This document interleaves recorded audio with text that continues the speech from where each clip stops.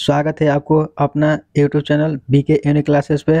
दोस्तों, आज के हम इस वीडियो में आप लोग को क्लास 8 का 8, 9 और 10 चैप्टर से जो भी प्रश्न बन सकता है वह सभी को देखेंगे, जिसमें से बिहार बीपीएससी के द्वारा जो एग्ज़ाम होने वाला है उसमें से प्रश्न आने की 100% संभावना होगा। इसके पहले हम लोग पहला, दूसरा, तीसरा, चौथा मतलब 7 चैप्टर का प्रश्न आंसर देख चुके हैं लोग। आज देखेंगे लोग 8, 9 और 10। ठीक है, तो आज क्लास 8 का एसएसटी का पूरा चैप्टर खत्म हो जाएगा। कल से हम लोग रेगुलर साइंस का प्रश्न देखेंगे। तो आइए चालू करते हैं 8वां चैप्टर, महिलाओं की स्थिति में सुधार। ठीक है, यह चैप्टर दिया है महिलाओं की स्थिति में सुधार। इससे पहला प्रश्न एनसीईआरटी की बुक में दिया हुआ है यहाँ पे कि सती प्रथा को दूर करने का श्रेय किन्हें मिला। यह प्रश्न बहुत बार एग्जाम में आया हुआ है। ठीक है, बताना है कि सती प्रथा को दूर करने का श्रेय किसको मिला, लॉर्ड कैनिंग को कि लॉर्ड विलियम वेटिन को कि लॉर्ड कैन। यहाँ पे एक ही ऑप्शन दो बार हो गया कि लॉर्ड माउंटबेटन। ठीक है, तो याद रखना सती प्रथा को दूर करने का श्रेय जो है लॉर्ड विलियम वेटिन को मिला था। नेक्स्ट प्रश्न हम लोग देखेंगे यहाँ पे पहली बार दिल्ली के सिंहासन पे बैठने वाली महिला कौन थी। बताना है कि पहली बार दिल्ली के सिंहासन पे बैठने वाला पहला महिला कौन थी। पहला ऑप्शन दिया है रजिया सुल्तान, महारानी एलिजाबेथ, रानी लक्ष्मीबाई, इंदिरा गांधी। तो आपको आंसर पता है तो कमेंट करके आंसर बताते रहिए। ठीक है, तो इसका राइट आंसर हो जाएगा रजिया सुल्तान। याद रखना है रजिया सुल्तान एक ऐसी महिला थी जो पहली बार दिल्ली के सिंहासन पे बैठी थी। नेक्स्ट प्रश्न हम लोग यहाँ पे देखेंगे कि किस भारतीय समाज सुधारक के प्रयास से सती प्रथा का अंत हुआ। ये भी प्रश्न बहुत ही इम्पोर्टेंट है। बताना है कि किस भारतीय समाज सुधारक के प्रयास से सती प्रथा का अंत हो गया। स्वामी विवेकानंद कि दयानंद सरस्वती कि राजा राम मोहन राय कि ज्योतिबा राव फूले। तो याद रखना है इसका राइट आंसर हो जाएगा राजा राम मोहन राय। ठीक है, याद रखना है राजा राम मोहन राय जो थे इनके प्रयास से भारत में सती प्रथा का अंत हो गया। नेक्स्ट प्रश्न यहाँ पे दिया है कि सती प्रथा पर पहला प्रतिबंध किस राजा ने लगाया था। बताना है कि सती प्रथा बहुत ही एक गलत प्रथा है। ठीक है, इस पे किस राजा ने सबसे पहले प्रतिबंध लगाया था। पहला ऑप्शन दिया हर्षवर्धन, जयचंद, अशोक, पुलकेशिन द्वितीय। तो याद रखना है सती प्रथा पे प्रतिबंध लगाने वाला सबसे पहला राजा जो था हर्षवर्धन था। नेक्स्ट प्रश्न दिया हुआ है यहाँ पे कि सती प्रथा का प्रथम प्रमाण किस अभिलेख में मिलता है।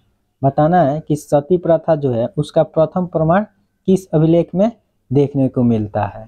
तो इलाहाबाद कि अहमदनगर कि रांची कि एरन। तो याद रखना है एरन में सती प्रथा का प्रथम प्रमाण देखने को मिलता है। उसके बाद यहाँ पे प्रश्न दिया हुआ है कि हिंदू विधवा पूर्ण विवाह कानून कब पारित हुआ। बताना है कि हिंदू विधवा पूर्ण विवाह जो है कब पारित किया गया था। ये भी प्रश्न बहुत ही इम्पोर्टेंट है। 1847 में कि 1857 में कि 1856 में कि 1865 में। तो याद रखना 1856 में हिंदू विधवा पूर्ण विवाह कानून पारित किया गया था। दोस्तों, अगर ये वीडियो आपको अच्छा लग रहा है तो प्लीज़ हमारे बीके यूनिक क्लासेस को सब्सक्राइब कर लीजिए ताकि ऐसे ही वीडियो का नोटिफिकेशन सबसे पहले आपके पास पहुंचे। नेक्स्ट यहाँ पे प्रश्न दिया हुआ है कि सती प्रथा पर पूर्ण प्रतिबंध लगाया। बताना है कि सती प्रथा पे पूर्ण रूप से प्रतिबंध किसने लगाया था। लॉर्ड हेस्टिंग्स थे कि लॉर्ड विलियम वेटिंग थे कि लॉर्ड डलहौजी थे कि लॉर्ड कैनिंग थे। तो याद रखना है लॉर्ड विलियम वेटिंग जो थे सती प्रथा पे पूर्ण रूप से प्रतिबंध लगा दिए। ठीक है, ये बात आपको याद रखनी है। नेक्स्ट प्रश्न देखेंगे यहाँ पे कि विधवा पूर्ण विवाह कानून किसने लागू किया। बताना है कि विधवा पूर्ण विवाह कानून जो है किसके द्वारा लागू किया गया था। लॉर्ड वारेन हेस्टिंग्स के द्वारा कि लॉर्ड कैनिंग के द्वारा कि लॉर्ड डलहौजी के द्वारा कि लॉर्ड विलियम वेटिंग के द्वारा। ठीक है, तो याद रखना है लॉर्ड डलहौजी के द्वारा विधवा पूर्ण विवाह कानून को लागू किया गया था।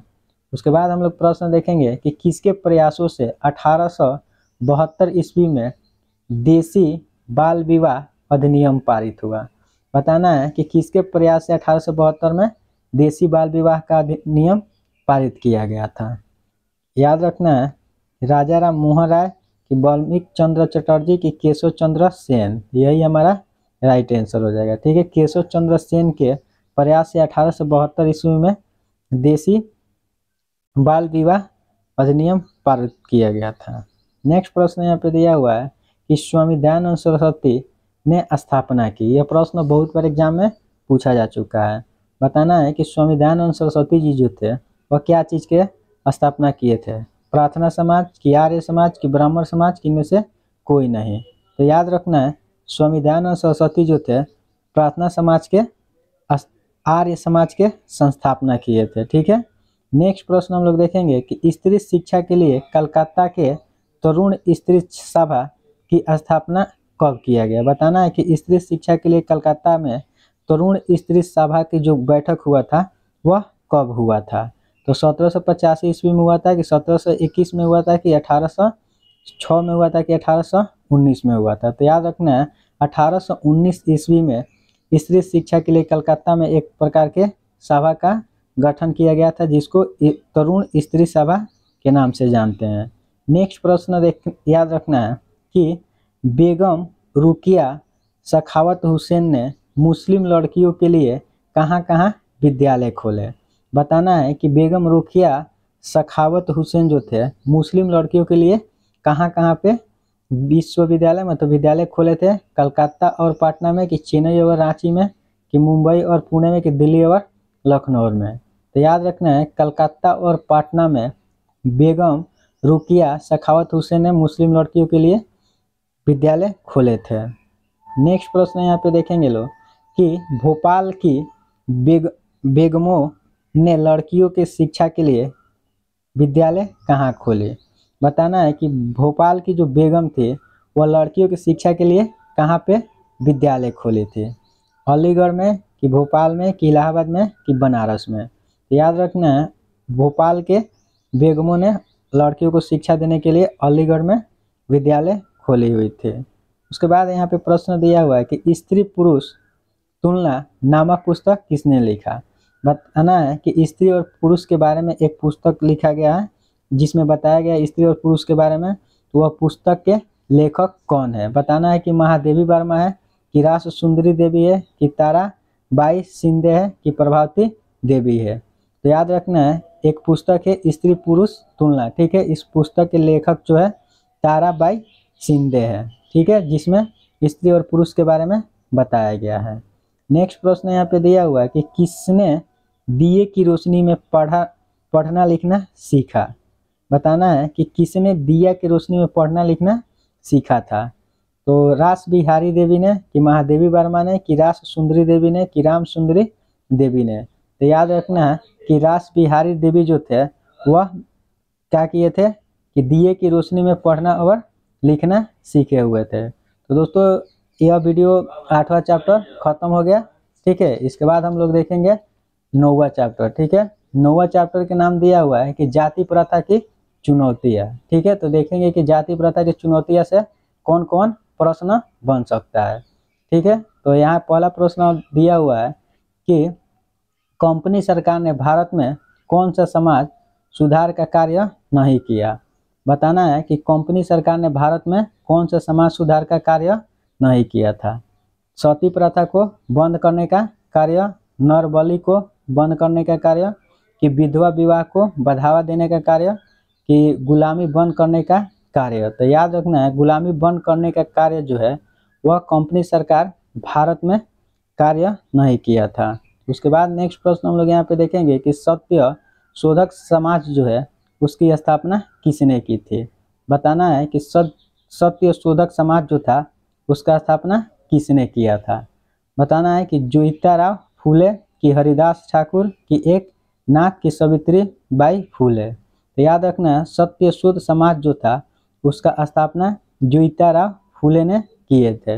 यह बात आपको याद रखनी है, एग्जाम में प्रश्न आ सकता है। नेक्स्ट प्रश्न दिया है कि ज्योतिराव फूले ने किस ग्रंथ की रचना की थी।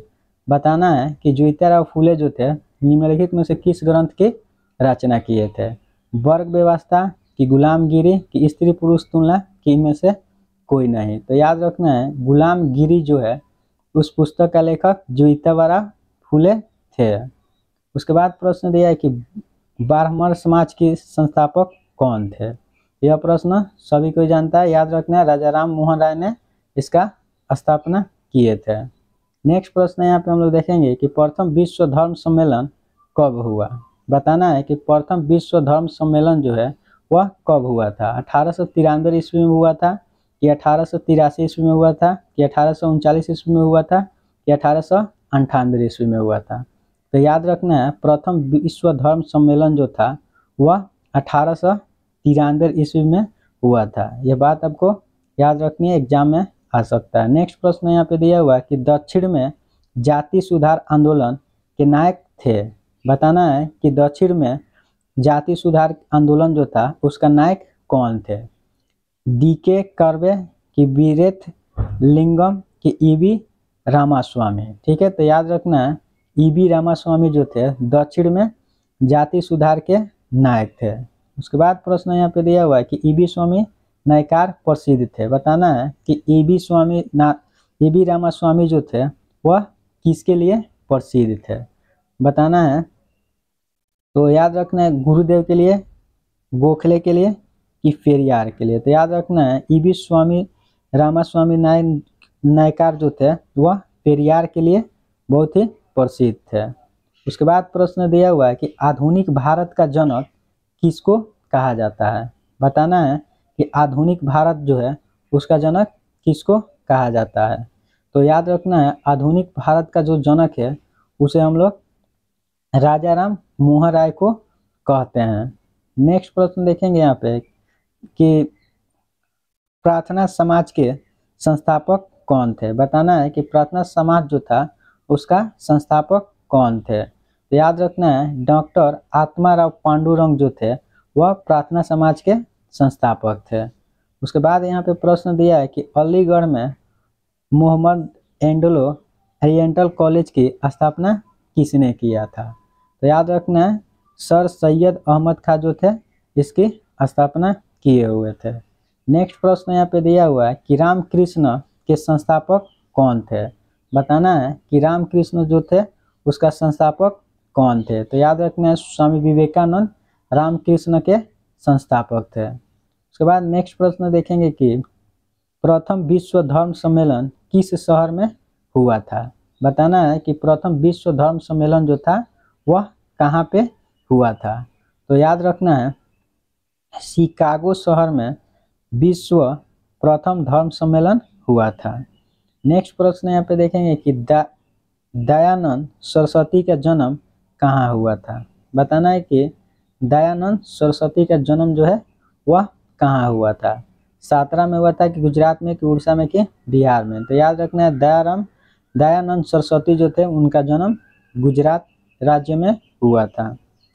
उसके बाद प्रश्न देखेंगे कि अलीगढ़ मुस्लिम विश्वविद्यालय का पुराना नाम क्या था। बताना है कि अलीगढ़ मुस्लिम जो विश्वविद्यालय है उसका पुराना नाम क्या था। तो याद रखना है मोहम्मद कॉलेज अलीगढ़ मुस्लिम विश्वविद्यालय का पुराना नाम था।